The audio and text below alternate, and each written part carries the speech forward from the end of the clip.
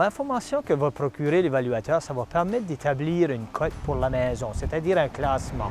Est-ce que la maison a un classement bas ou moyen ou même élevé? Normalement, c'est ce que l'on appelle Energuide, c'est le classement des maisons, puis les classements peuvent être de 0 à 100. Donc, avec cette information, ça va donner une cote, un classement de la maison.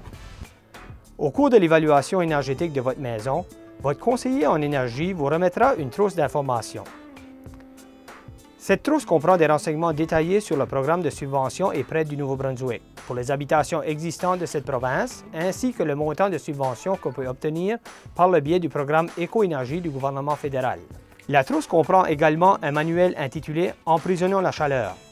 Ce manuel couvre toutes les améliorations de nature énergétique à apporter à votre maison du grenier au sous-sol. Elle contient également de pratiques illustrations, de même que des renseignements sur les matériaux de construction et l'équipement nécessaire au chauffage et à la ventilation. La trousse comporte entre autres des renseignements sur les entrepreneurs que l'on peut embaucher, le contrôle des fuites d'air, l'achat de fenêtres énergétiques, le contrôle de l'humidité, la puissance absorbée au repos et les cuvettes à faible débit. Vous recevrez également de votre conseiller en énergie un rapport éco-énergie personnalisé après qu'il aura traité les résultats de l'évaluation énergétique et de l'essai d'étanchéité de votre maison. Voici un exemple de rapport type. La première page se composera de la photo de votre maison, de la note d'évaluation actuelle de cette dernière et de la note qu'elle pourrait potentiellement obtenir si vous procédez aux améliorations énergétiques qui vous seront recommandées dans le rapport. Le rapport vous donne même une estimation de la réduction des gaz à effet de serre qui pourrait résulter de l'amélioration de l'efficacité de votre maison.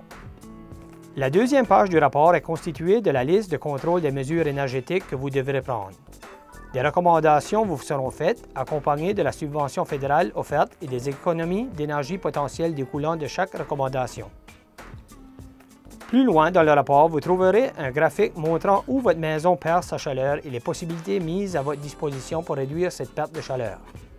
Le rapport comporte également des renseignements détaillés pour vous aider à comprendre les solutions qui vous sont proposées. Ces détails se révéleront utiles dans l'achat de produits et matériaux comme l'équipement de chauffage, l'isolation, les portes et les fenêtres.